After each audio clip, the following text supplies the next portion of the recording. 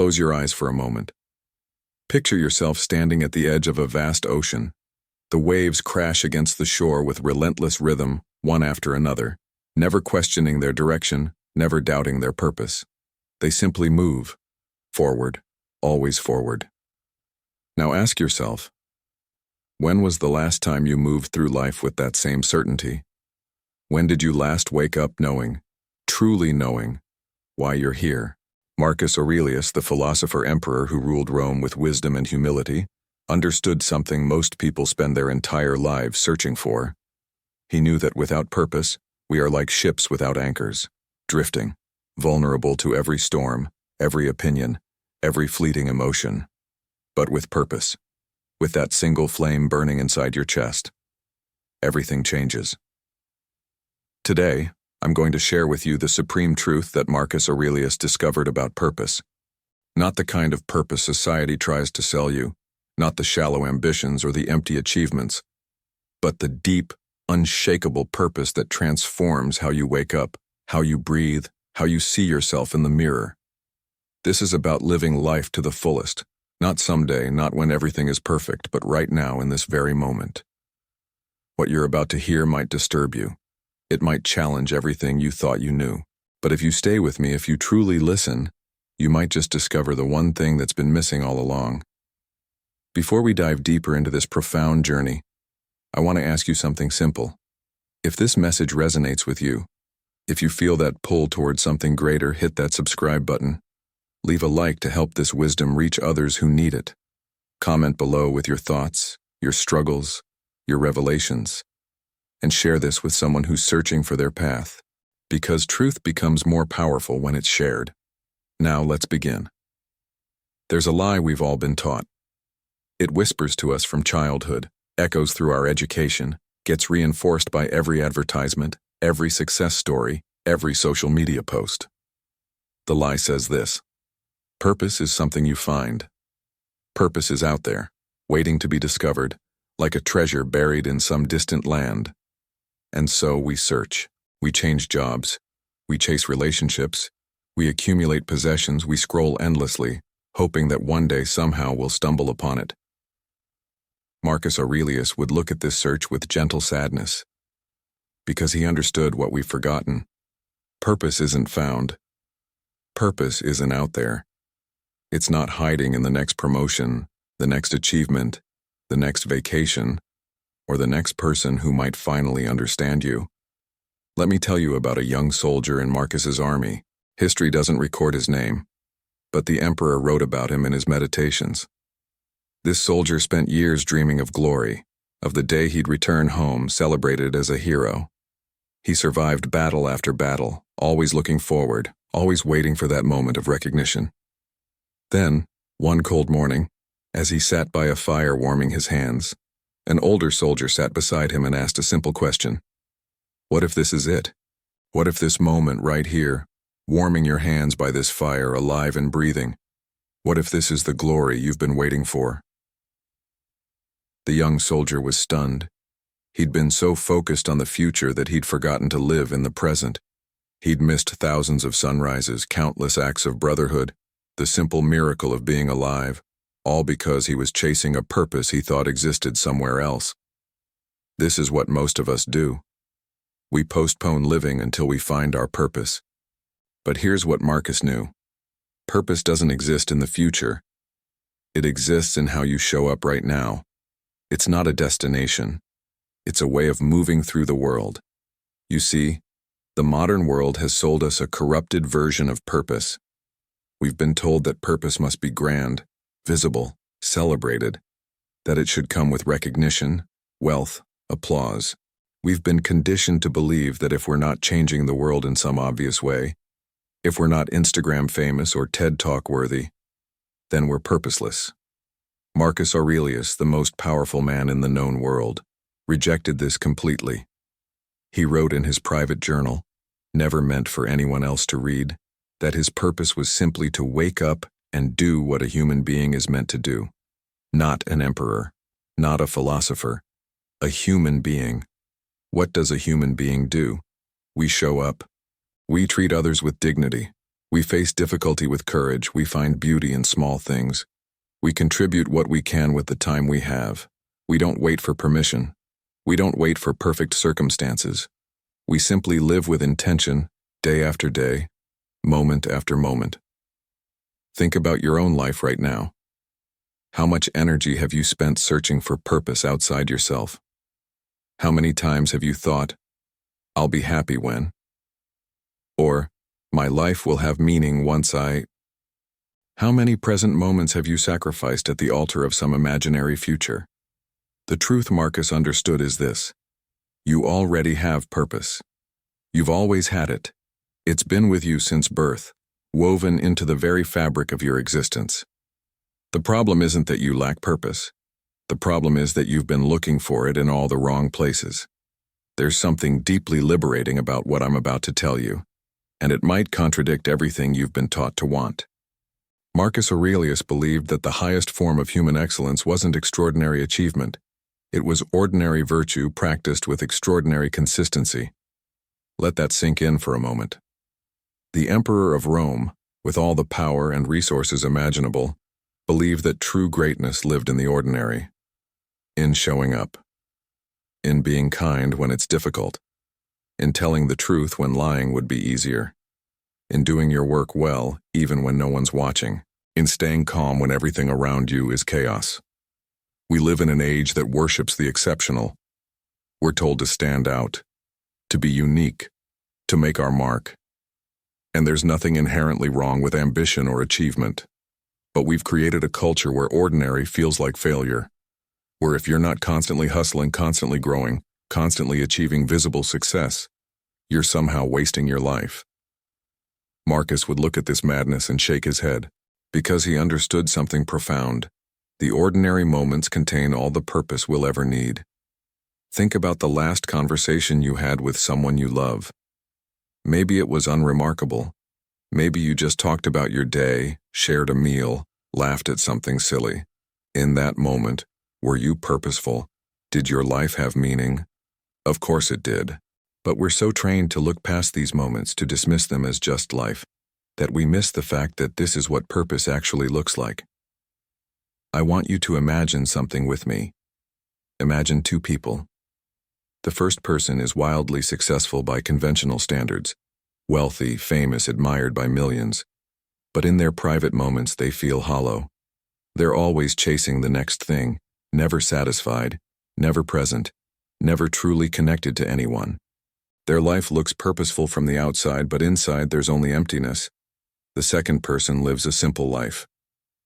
They have work they find meaningful, relationships they cherish, small rituals that bring them joy. They're not famous. They won't be remembered by history. But when they're with their child, they're fully there. When they help a stranger, they do it with genuine care. When they face hardship, they face it with dignity. Which person has more purpose? Marcus knew the answer. He wrote, "Waste no more time arguing about what a good person should be. Be one. Not someday. Not when you've achieved enough to feel worthy. Right now. In this ordinary moment. With the ordinary people around you. Through ordinary acts of integrity, kindness, and presence. This is the secret that changes everything. Purpose isn't something you achieve. It's something you practice, every single day. In ways that might never be noticed or celebrated. In ways that don't look impressive on a resume or a social media profile. In the small choices that no one else sees, but that define who you truly are. There's a concept in Stoic philosophy called appropriate action, doing what's needed in the moment you're in, with the role you occupy given the circumstances you face. Not what you wish you could do, not what would be impressive, just what's needed, done well, with full attention. When you're a parent, your purpose in that moment is to be fully present with your child. When you're at work, your purpose is to contribute value with whatever task is in front of you. When you're in conversation, your purpose is to truly listen, to truly see the person before you. When you're alone, your purpose is to tend to your inner world with honesty and care. This might sound simple, even disappointing. We've been trained to expect that purpose should feel epic, life-changing, dramatic. But Marcus understood that the most powerful force in human life isn't dramatic at all. It's the steady accumulation of ordinary moments lived with intention. Every time you choose presence over distraction, you're living with purpose. Every time you choose honesty over convenience, you're living with purpose. Every time you choose kindness over cruelty, patience over reactivity, growth over stagnation, you're fulfilling the deepest purpose any human can have. You don't need to change the world. You need to show up for your world. The people, the responsibilities, the moments that make up your actual life, with everything you have. Marcus Aurelius had an obsession that might seem morbid at first, but contains the key to living fully. He constantly reminded himself that he would die, not someday in some distant theoretical future. Soon. Possibly today. He meditated on death not because he was depressed or nihilistic, but because he understood that remembering death is what allows us to truly live. He wrote, "You could leave life right now. Let that determine what you do and say and think." This wasn't meant to create anxiety. It was meant to create clarity.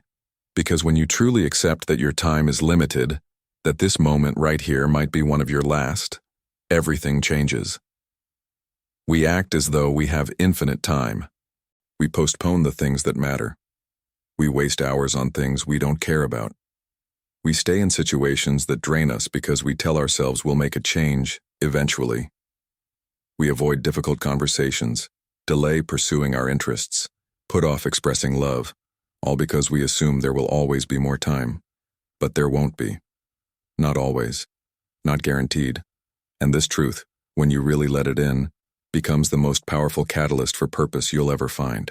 I want you to try something right now. Close your eyes if you can. Imagine that you have exactly 1 year left to live. Just 1 year. 365 days. How would that change how you spend today? What would suddenly matter? What would immediately stop mattering? Who would you call? What would you say? What risks would you finally take? What would you stop tolerating? Now here's the uncomfortable truth. You don't know if you have a year. You might have decades. You might have days. None of us know. And yet we live as though we have forever. We treat today as a rehearsal for some future life we'll live when we're finally ready. Marcus understood that this is the ultimate self-deception. There is no future life. There's only this one. And it's happening right now.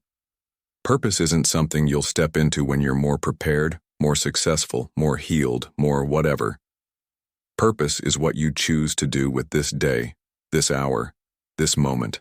Think about how differently you'd move through your life if you truly believed that your time was precious. Not in an anxious way, but in a reverent way. You'd stop scrolling mindlessly. You'd be more selective about what and who gets your attention. You'd say what needs to be said. You'd do what needs to be done. You'd stop waiting for perfect conditions and start creating meaning with imperfect ones. There's a story about an ancient philosopher who kept a skull on his desk. When visitors asked about it, he'd say, "It reminds me that I'm alive." At first this seems dark, but think about it differently. The skull wasn't a reminder of death, it was a reminder of life. It was a tool to cut through all the trivial concerns and superficial worries and connect with what actually matters. What matters? Love matters. Truth matters. Growth matters. Contributing something matters. Being present matters. Treating people with dignity matters. Facing your life with courage rather than hiding from it matters. These things have always mattered. They'll matter on your last day. They matter right now. Marcus wrote, "Do not act as if you had 10,000 years to live, because when you act as if you have forever, you treat the present carelessly. You take people for granted. You postpone joy. You accumulate regrets. But when you remember that your time is finite, every moment becomes sacred. Every choice becomes meaningful. Every day becomes an opportunity to live with purpose. This doesn't mean you have to accomplish something grand every day. It means you have to show up fully. It means you have to stop sleepwalking through your own life. It means you have to ask yourself regularly, if this were my last day, would I be proud of how I spent it? Would I be at peace with how I treated people? Would I feel like I really lived? And here's something beautiful that happens when you start living this way. You stop obsessing about finding your purpose, because you realize that purpose isn't a single thing you're meant to discover. It's woven into every moment you have. Your purpose is to be awake for your life, to show up honestly, to give what you can, to receive with gratitude, to face difficulty without becoming bitter, to celebrate beauty without clinging to it, to love people without needing them to complete you. Time is the raw material of life. How you spend it is how you spend your existence. And the uncomfortable truth is that most of us spend it terribly. We spend it on things we don't value, with people who drain us, doing work we don't believe in, avoiding the very things that would actually fulfill us, all because we tell ourselves we'll get to what matters later.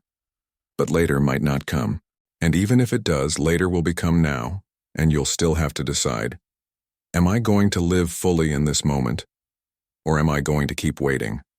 Marcus Aurelius had unlimited power and resources, yet he chose to focus on this day, this moment, this responsibility in front of him. He didn't wait until everything was perfect. He didn't postpone living until he felt completely ready. He showed up, day after day, doing what needed to be done, with whatever he had.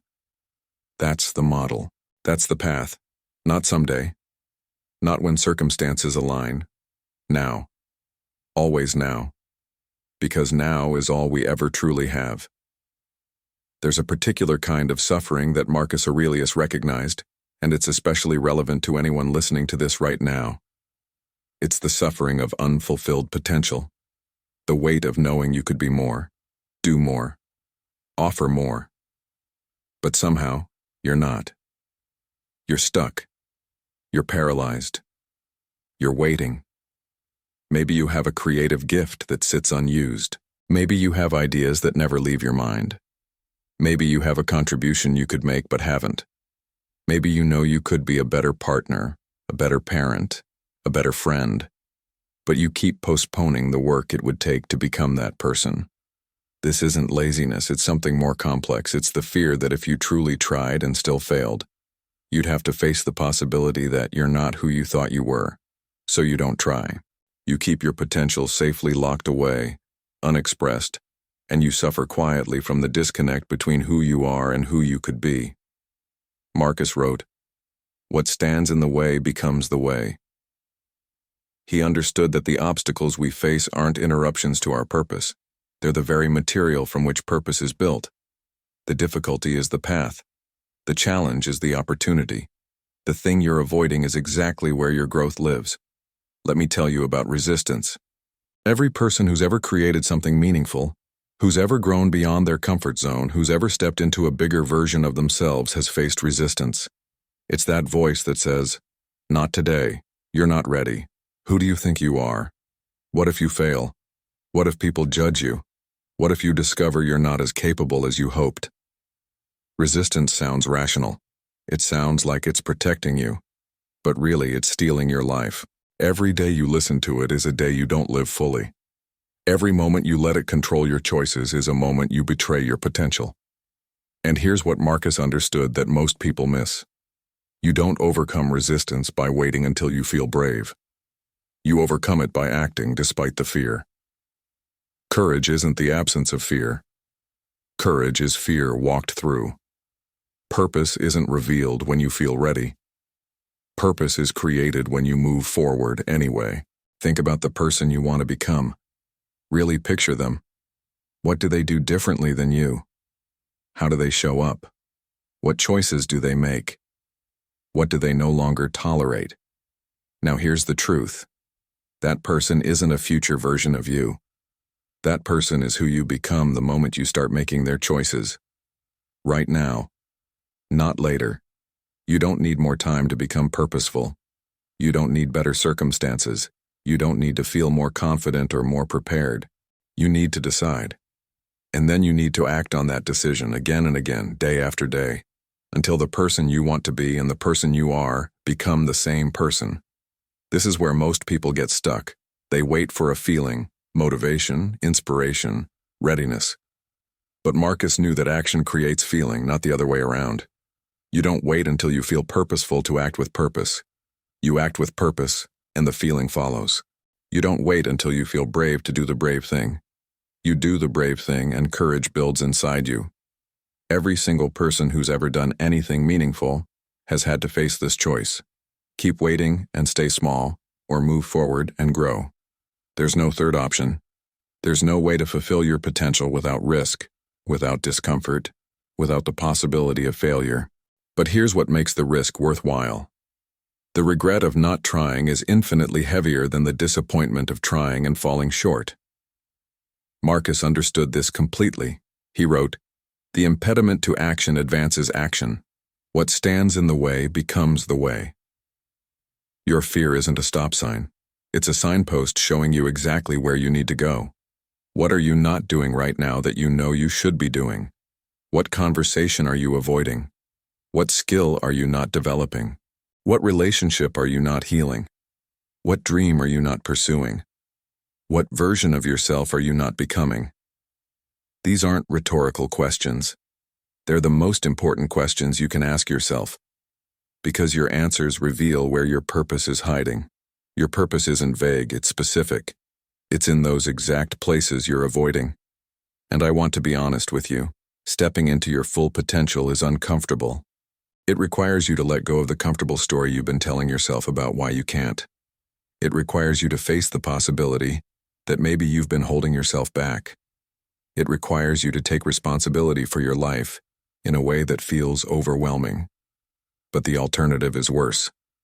The alternative is reaching the end of your life and wondering what could have been, wondering who you could have become if you'd just been brave enough to try, wondering what you could have created, contributed, experienced if you'd stopped waiting for perfect conditions and started working with what you had. Marcus Aurelius, with all his power and responsibility, still felt this tension. He still struggled with procrastination, with self-doubt, with the gap between his ideals and his actions. But what made him extraordinary wasn't that he never struggled. It's that he struggled and kept going anyway. He wrote his meditations as reminders to himself, to keep showing up, to keep trying, to keep moving toward the person he wanted to be. You have that same choice, every single day. Will you honor your potential, or will you keep it locked away? Will you take one step toward who you could become, or will you stay comfortable in who you've always been? The path isn't easy, but it's the only path that leads to a life fully lived. And that's what Marcus knew about purpose. It's not handed to you. It's not discovered in some magical moment. It's built, day by day, choice by choice. Through action, through persistence, through the willingness to try and fail and try again. Your potential isn't a burden. It's a gift. But like any gift, it only has value when you use it. Marcus Aurelius understood something profound about human connection that most of us miss in our search for purpose.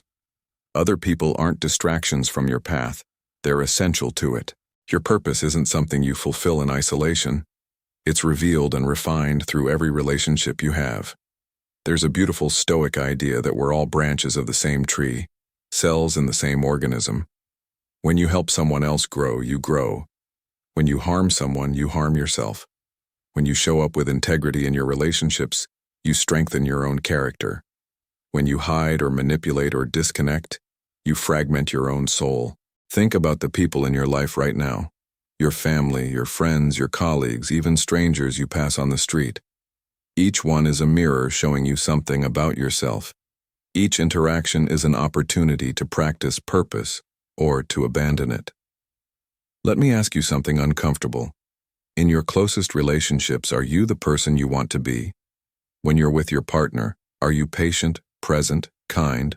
Or are you distracted, irritable, taking them for granted? When you're with your children, are you fully there? Or is part of you always elsewhere, thinking about work, checking your phone, planning tomorrow? When you're with friends, do you really listen? Or are you just waiting for your turn to talk? Marcus wrote, "The best revenge is to be unlike him who performed the injury." He understood that how you respond to others, especially difficult others, reveals and shapes your character. You can't control what people do to you, but you can control who you become in response, and that choice is where your purpose lives. Every difficult person in your life is a teacher. Every conflict is an opportunity to practice wisdom. Every moment of tension is a chance to choose your values over your impulses. This doesn't mean you tolerate abuse or let people walk over you. It means you respond from strength rather than react from weakness. I want to tell you about a practice Marcus used.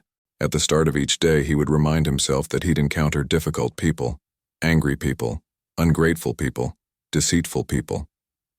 But instead of being surprised or frustrated by this, he'd prepare himself mentally. He'd remember that these people act the way they do because they're confused about what's good and bad for them.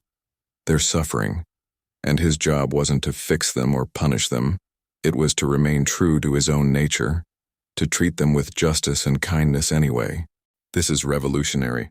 Most of us see difficult people as obstacles to our happiness. We think, if only that person would change, I could be at peace. But Marcus flipped this completely. He saw difficult people as opportunities to practice his values. They weren't blocking his path. They were his path. Think about how this changes everything. That coworker who frustrates you, they're giving you an opportunity to practice patience. That family member who doesn't understand you, they're giving you an opportunity to practice acceptance. That stranger who's rude to you, they're giving you an opportunity to practice compassion. This doesn't mean their behavior is okay. It means your response is what matters. Your response is what you control. Your response is where your character is forged. Your response is your purpose in action. Now, let's talk about something even deeper. The most important relationship you have isn't with your partner, your parent, your child, or your friend. It's with yourself. And for most of us, that relationship is terrible. We speak to ourselves with a harshness we'd never use with anyone else. We hold ourselves to impossible standards. We replay our failures endlessly. We ignore our needs. We betray our values. We live in constant war with who we are. Marcus understood that you cannot fulfill your purpose while at war with yourself. He wrote, "Nowhere can a person find a quieter or more untroubled retreat than in their own mind." Your inner world is where everything begins. If there's chaos inside, there will be chaos outside. If there's clarity inside, everything else becomes clearer. How do you speak to yourself in your private moments? When you make a mistake, are you compassionate or cruel? When you feel fear, do you shame yourself or acknowledge it with kindness? When you have a need, do you honor it or dismiss it? The quality of your relationship with yourself determines the quality of everything else in your life. Purpose isn't just about what you do.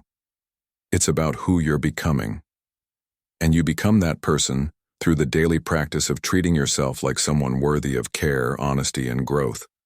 Not someday when you've earned it. Right now. Exactly as you are. Here's something beautiful. When you develop a healthy relationship with yourself, your relationships with others transform naturally. You stop needing them to complete you. You stop expecting them to heal your wounds. You stop trying to control them. Instead, you connect with them from wholeness rather than from need. You appreciate them without clinging. You support them without losing yourself. You love them without requiring them to be anything other than who they are. This is what Marcus meant when he wrote about living in harmony with nature. Not trees and mountains, but human nature. Our nature is to connect, to cooperate, to contribute to something larger than ourselves. When you honor that nature in all your relationships, including the one with yourself, you align with your deepest purpose. Every day, you have countless opportunities to practice this. To be kind when it's difficult. To be honest when it's uncomfortable. To be present when it's easier to disconnect. To forgive when you'd rather hold a grudge. To see people as they are rather than as you wish they were. To show up with integrity even when no one's watching. These aren't grand gestures, they're ordinary moments. But they're where purpose actually lives. Not in some imaginary future where you've finally arrived, but in the messy, imperfect present where you're choosing moment by moment who you want to be. Your relationships are the laboratory where your values are tested and your character is built. They're not separate from your purpose, they're central to it. Every person you interact with is giving you a chance to practice living with intention. Every conversation is an opportunity to bring your best self forward. Every conflict is a mirror showing you where you still need to grow. This is the path. Not perfect, not easy, but real and deeply meaningful. Marcus Aurelius would walk through the imperial palace and remind himself of one thing constantly. Be here now. Not in memory, not in imagination. Here, in this step, in this breath, in this moment that will never come again. We've talked about purpose as if it's something to find, something to build, something to become. But here's the paradox Marcus understood. Purpose isn't in the future or the past. It's only ever in the present. And most of us miss it completely because we're never actually here. Think about your yesterday. How much of it do you truly remember? Not the facts, what you did, where you went, but the actual experience of being alive during those hours. The truth is, most of us sleepwalk through entire days. We eat without tasting. We walk without feeling. We talk without really listening. We experience life secondhand, filtered through our phones, our thoughts, our constant mental commentary about what's happening instead of actually being in what's happening. This is the greatest tragedy of modern life. Not that we're unhappy, though many of us are, but that we're absent. We're physically here but mentally elsewhere, constantly time-traveling between regret about the past and anxiety about the future, missing the only moment that actually exists. Marcus wrote, "Confine yourself to the present, not as a limitation, but as a liberation. Because the present moment is the only place where you have any power. You can't change the past. You can't control the future. But right now, you can choose how you show up. Right now you can choose what you give your attention to. Right now you can choose who you want to be. Let me guide you through something. Wherever you are right now, stop and actually feel what it's like to be in your body. Feel your feet on the ground. Feel the weight of your body sitting or standing. Notice your breath moving in and out. Notice the temperature of the air on your skin. Listen to the sounds around you without labeling them. Look at something nearby and really see it. Its color, texture, the way light hits it. This is presence. This is being here. And in this moment right now, are you okay? Not your life story, not your future worries, not your past regrets. Right now, in this exact moment, are you okay? Most likely you are. Most likely right now is actually fine. It's our thoughts about right now that cause suffering. Marcus understood this completely. He faced unimaginable pressure, running an empire, dealing with wars, plagues, betrayals. Yet he trained himself to return, again and again, to this moment, to this task, to this responsibility. He didn't let his mind spiral into catastrophic futures or dwell on unchangeable pasts. He stayed here. And this is where purpose becomes practical, because purpose isn't some abstract concept. It's what you do with your attention right now. It's whether you're present for the person in front of you or distracted by your phone. It's whether you're fully engaged in your work or just going through the motions. It's whether you're actually tasting your food or eating on autopilot. It's whether you're experiencing your life or just thinking about it. There's a Zen saying, when you're washing dishes, wash dishes. It sounds simple, maybe even silly, but it contains everything. Because when you're truly washing dishes, feeling the warm water, the smooth surface of the plate, the repetitive motion, you're present. You're alive. You're purposeful. Not because washing dishes is inherently meaningful, but because bringing full attention to anything makes it meaningful. This is how you live a life of purpose without ever finding your purpose. You bring full presence to whatever you're doing. You give your complete attention to whoever you're with. You experience each moment as if it matters, because it does. Not in some cosmic sense, but in the very real sense that this moment is your life. This moment, and this one, and this one. String them together, and that's your entire existence. But presence isn't easy. Our minds are trained to wander. We're addicted to distraction. We're afraid of stillness because when we're still, we have to face whatever we've been running from. So we scroll, we binge, we busy ourselves. We fill every quiet moment with noise, all to avoid being here with ourselves, with our lives, with reality, as it actually is. Marcus had a practice for this. Whenever he noticed his mind spinning into worry or anger or fantasy, he would pause and ask himself, is this necessary? Is this thought necessary? Is this emotion necessary? Is this action necessary? And most of the time the answer was no. Most of what occupies our minds isn't necessary. It's just habit, mental static, noise. What would your life look like if you only gave energy to what's necessary? If you stopped feeding every worry, every judgment, every comparative thought, every fear? If you brought yourself back, again and again, to what's actually in front of you? Here's what would happen. You'd have more energy. You'd feel less anxious.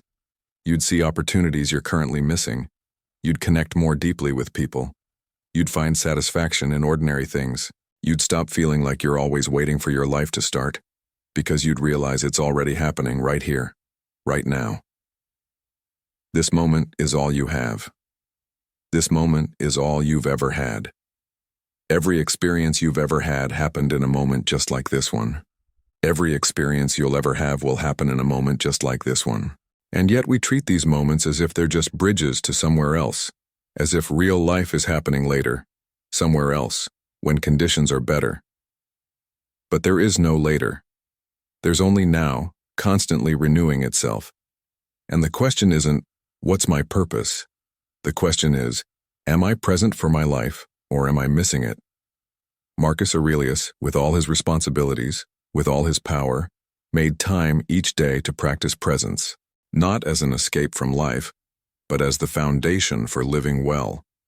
He knew that all wisdom, all virtue, all purpose flows from this one practice, being here, fully awake, for whatever this moment contains. Try it right now, just for the next minute. Commit to being fully present, not thinking about what I'm saying, not planning your next action, just being aware of your body, your breath, your surroundings. Notice how this feels. Notice how rare it is. Notice how in this moment of pure presence all your problems temporarily dissolve. Not because they're solved, but because you're not in the problem. You're in reality. And reality in this moment is just this. Nothing more, nothing less. This is the foundation of living with purpose. Not grand plans, not perfect circumstances. Just showing up, again and again, for the life you're actually living, for the people who are actually here, for the moment that's actually now. Everything else builds from this. If there's one thing Marcus Aurelius knew intimately, it was suffering. He lost children. He faced betrayal from people he trusted. He dealt with chronic illness and pain. He witnessed plague and war. He carried responsibilities that would crush most people. Yet through all of this, he developed one of the most profound philosophies of human existence. He wrote, "The impediment to action advances action. What stands in the way becomes the way." This isn't just clever wordplay. It's a complete reframing of what difficulty means in a human life. Most of us see suffering as something that blocks us from our purpose. Marcus saw it as the very thing that reveals and strengthens purpose. Let me be clear about something. I'm not romanticizing pain. Suffering is real, grief is real, trauma is real, and none of it is good in itself. But, and this is crucial, you have a choice in how you relate to your suffering. You can let it destroy you, or you can let it develop you. You can let it make you bitter, or you can let it make you better. You can see it as punishment, or you can see it as training. Think about the hardest thing you've ever been through. Maybe you're going through it right now. In the middle of that difficulty, could you see any purpose in it? Probably not. Pain doesn't feel purposeful when you're in it. It just feels painful. But here's what often happens. Years later, you look back and realize that hardship changed you. It revealed strength you didn't know you had. It taught you compassion. It showed you what truly matters. It stripped away illusions. It forced growth you'd been avoiding. This is what Marcus understood. Difficulty isn't an interruption to your development. It's the primary method of your development. Easy lives produce fragile people. Challenge produces resilience. Suffering, when met with courage and wisdom, becomes the refining fire that burns away everything false and leaves only what's true. But, and this is important, this transformation isn't automatic.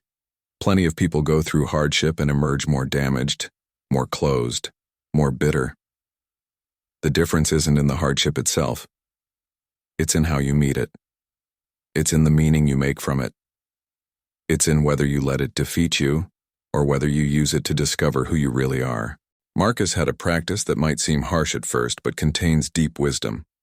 When something difficult happened, he would immediately tell himself, "This is an opportunity to practice virtue.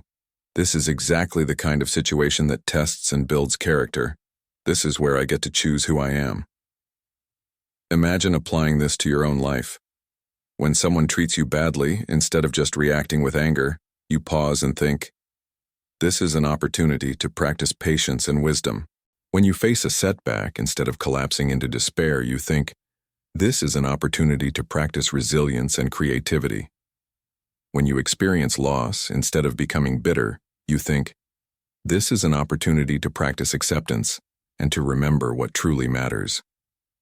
This doesn't make the difficulty disappear, but it changes your relationship to it. You're no longer a helpless victim of circumstances.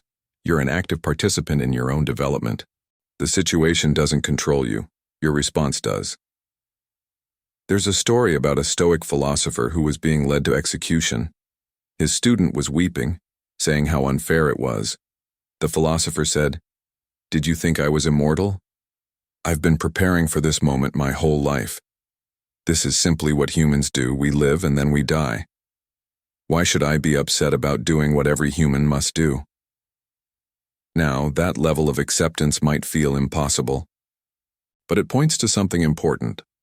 Suffering becomes more bearable when you stop expecting life to be different than it is. Most of our pain comes not from what's happening, but from our resistance to what's happening. We suffer, and then we suffer again because we think we shouldn't be suffering. Marcus wrote, "You have power over your mind, not outside events. Realize this, and you will find strength." This is the heart of Stoic wisdom. You can't control what happens to you, but you can absolutely control how you perceive it, how you respond to it, and what you make it mean. I want you to think about something you're currently struggling with. Maybe it's a relationship that's difficult. Maybe it's a health issue. Maybe it's financial stress or career uncertainty. Maybe it's grief or anxiety or feeling lost. Now ask yourself, what if this difficulty is here to teach you something essential? What if it's not a mistake or a punishment, but a necessary part of your development? What might it be trying to show you? Maybe it's showing you that you're stronger than you thought. Maybe it's teaching you to ask for help. Maybe it's revealing that you need to change direction. Maybe it's forcing you to let go of something you were clinging to. Maybe it's developing your compassion. Maybe it's teaching you about impermanence. Maybe it's showing you what truly matters. When you shift from, "Why is this happening to me?" to "What is this here to teach me?" everything changes. You move from victim to student, from powerless to purposeful. The situation might not change, but your experience of it transforms completely. Marcus faced the collapse of everything he'd built. He faced betrayal and disappointment. He faced his own mortality. Yet his writings don't convey bitterness or despair. They convey hard-won wisdom, deep acceptance, and unwavering commitment to living well regardless of circumstances. This is the ultimate expression of purpose. Living with integrity and dignity, not when everything is perfect, but precisely when things are difficult. Anyone can be virtuous when life is easy. But who are you when everything falls apart? That's when your character is truly revealed. That's when your purpose is truly tested. And here's something beautiful. Every time you choose wisdom over reactivity, courage over fear, kindness over cruelty in the face of difficulty, you strengthen something inside yourself. You build psychological and spiritual muscle. You become more capable of handling whatever comes next. You develop what the Stoics called an invincible inner citadel, a core self that remains steady no matter what storms rage outside. This doesn't mean you don't feel pain. Marcus felt pain. But he didn't let pain dictate who he was. He didn't let circumstances determine his values. He remained committed to living well, to treating people justly, to doing his duty with excellence. Not because it was easy, but because it was who he chose to be. That same choice is available to you, right now. Whatever you're facing, however difficult it is, you can let it break you, or you can let it make you. You can see yourself as a victim of your circumstances, or as someone being forged by them. You can wait for life to get easier before you start living with purpose, or you can recognize that difficulty is where purpose gets its power. The question isn't whether you'll face hardship. You will. The question is, who will you choose to be when you do? There's a word Marcus Aurelius used constantly in his writings, amor fati. It means love of fate, not just acceptance of fate, not just tolerance of fate. Love of it. Love of everything that happens, exactly as it happens because it's your life. Because this is what's real. Because wishing it were different is a form of warfare with reality, and reality always wins. Most of us spend enormous amounts of energy fighting against what is. We replay conversations wishing we'd said something different. We obsess over past mistakes, wishing we'd made different choices. We resist current circumstances, wishing things were easier, different, better. We worry about the future, trying to control outcomes that are largely outside our control. All of this is suffering we create for ourselves by refusing to accept what is. Marcus understood something radical. Acceptance isn't giving up. Acceptance is the foundation of all effective action. When you clearly see what is, without distortion, without denial, without wishing it were different, that's when you can actually respond wisely. That's when you have real power. Think about it this way. Imagine you're lost in a forest. You can stand there insisting that you shouldn't be lost, that it's unfair, that you deserve to know where you are. You can spend hours being angry about being lost, or you can accept that you're lost and start figuring out how to find your way. Which approach actually helps? This sounds obvious when applied to a forest, but we don't apply it to our lives. We spend years being angry about our childhood, our body, our circumstances, our limitations. We pour energy into resenting what is, instead of working with what is. And this resistance doesn't change anything except our own inner state. It makes us miserable. Marcus wrote, "A cucumber is bitter. Throw it away. There are brambles in the road. Turn aside from them. This is enough. Do not add. And why were such things made in the world? Don't waste energy questioning why reality is the way it is. Reality doesn't answer to you. Your only real power is in how you respond to what's actually here. Now, this doesn't mean you become passive. Acceptance isn't resignation. It's the opposite. When you accept what is, you stop wasting energy on what you can't change, and you direct all your energy toward what you can change. You stop fighting battles you can't win so you can focus on battles you might. Let me give you an example. Say you have a chronic illness, you can spend years angry about it, asking why me, feeling victimized by your body. Or you can accept it. This is my body. This is my reality. Given this reality, how do I want to live? What can I do? What gives me joy? How can I still contribute? How can I find meaning despite this limitation? The first approach keeps you stuck in suffering. The second approach opens possibilities. Not because the illness goes away, but because you've stopped adding psychological suffering to physical suffering. You've stopped resisting reality and started working with it. This is what Marcus meant by amor fati, not just accepting your fate, but embracing it, loving it, because it's yours. Because this life, with all its imperfections and difficulties and limitations, is the only life you have. And you can either spend it wishing it were different, or you can dive into it fully exactly as it is. There's tremendous freedom in this. When you stop needing life to be different, you can finally be present for the life you have. When you stop needing people to be different, you can actually see them as they are. When you stop needing yourself to be different, you can start working with who you actually are instead of some idealized version you're trying to become. I want you to try something. Think about something in your life you've been resisting. Maybe it's getting older. Maybe it's a relationship that ended. Maybe it's a career that didn't work out. Maybe it's a personality trait you wish you didn't have. Whatever it is, notice how much energy you've spent wishing it were different. Now, just for a moment, try this. This is what is. I accept it completely. Given this reality, how do I want to move forward? Feel what shifts when you stop fighting and start accepting. It doesn't mean you like it. It just means you stop pretending it's not real. This is the foundation of wisdom. Seeing clearly, accepting fully, responding wisely, not adding unnecessary suffering to necessary pain, not wasting energy on what you can't control, not postponing peace until circumstances change. Marcus had one of the most difficult lives imaginable, yet he found peace.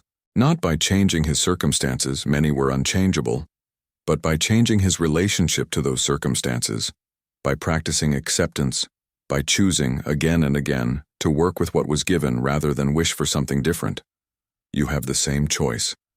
Every day, every moment. You can resist your life or you can embrace it.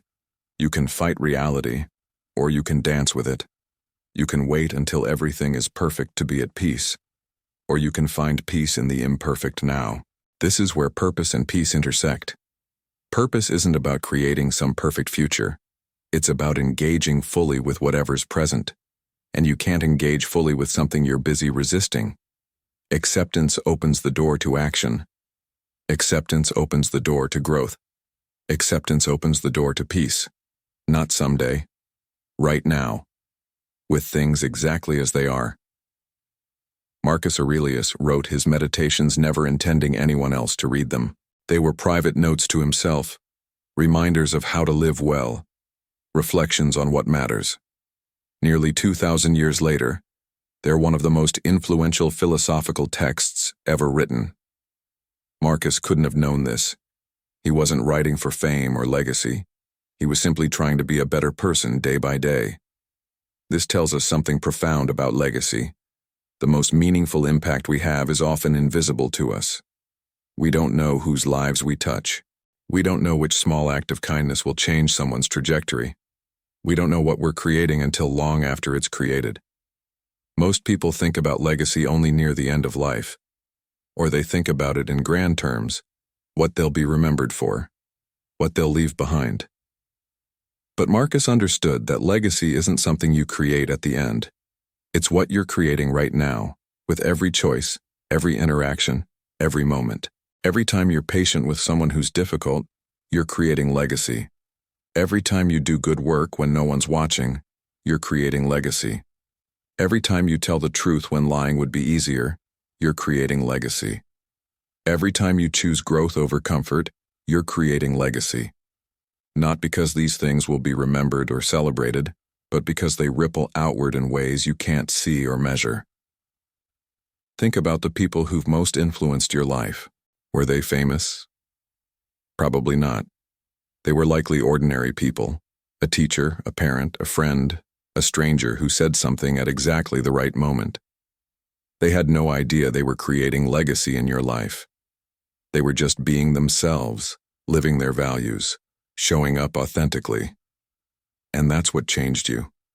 This is your opportunity. Every single day. You're influencing people in ways you'll never know. Your energy affects everyone around you. Your integrity inspires people who are watching even when you don't realize it. Your courage gives others permission to be brave. Your kindness creates ripples that extend far beyond what you can see. Marcus wrote, "What we do now echoes in eternity." Not because we're all going to be famous, but because every action has consequences. Every choice matters. Every moment is creating something, either moving the world slightly toward beauty and wisdom, or slightly toward ugliness and ignorance. This might sound heavy, like too much responsibility, but actually it's liberating, because it means your life matters right now.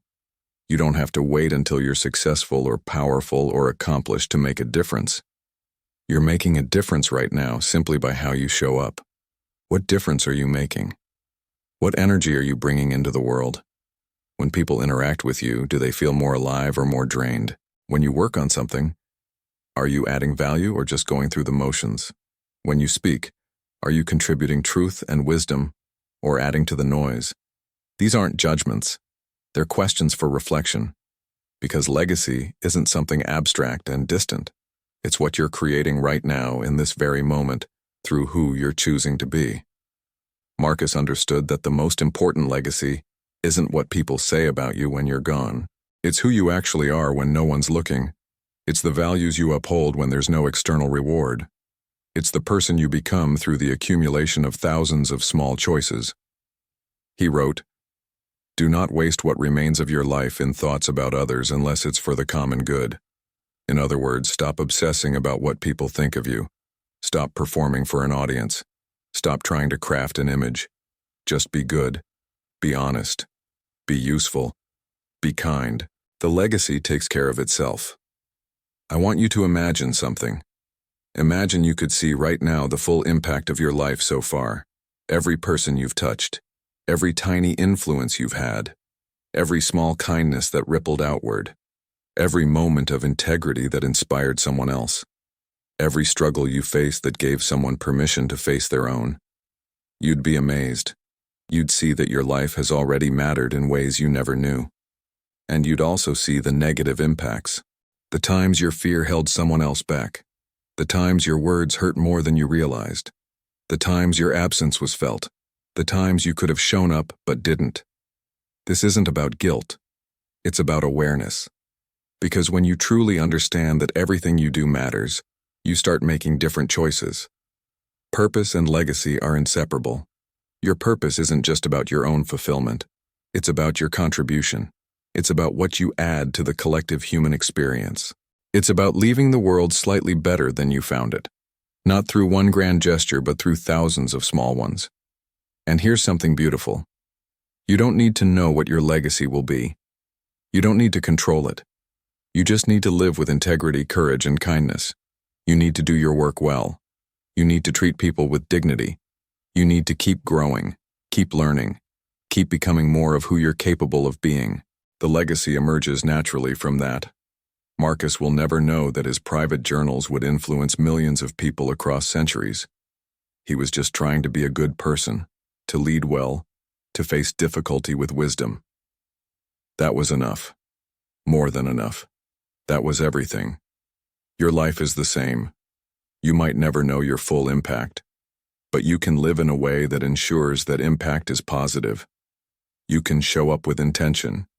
You can bring your best self forward. You can contribute what you can with what you have. And that's enough. More than enough, that's everything. This moment right now is your opportunity, not to create some perfect legacy, but to be someone worth becoming. To live in a way you'd be proud of if this were your last day. To treat this one precious life with the reverence it deserves. That's the ultimate purpose. That's the supreme truth. Not some distant goal to achieve, but this, right here, right now, lived fully, lived well, lived with everything you have. There's a thought experiment that both Stoics and later philosophers have used to test how we really feel about our lives. It's called the eternal return. Imagine that you had to live your exact life with all its joys and pains, successes and failures over and over again, forever. Every moment repeated infinitely. Would you embrace this? Would you say yes to your life as it is? Marcus Aurelius lived as if every day mattered infinitely, because he understood that this day right now is your life. Not preparation for life, not a rehearsal. This is it. And the question that determines whether you're truly living with purpose is simple. Would you choose this again? Not the fantasy version where everything works out perfectly. Not the idealized life you wish you had. But this one, with all its messiness, with all its imperfections, with all its difficulties and disappointments alongside its beauty and meaning. Would you choose it again? Would you live this day again? Would you make these choices again?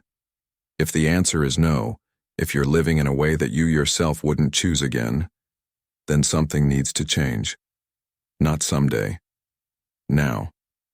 Because this is your one precious life, and you're spending it in a way you wouldn't willingly repeat. Marcus wrote, "When you arise in the morning, think of what a privilege it is to be alive.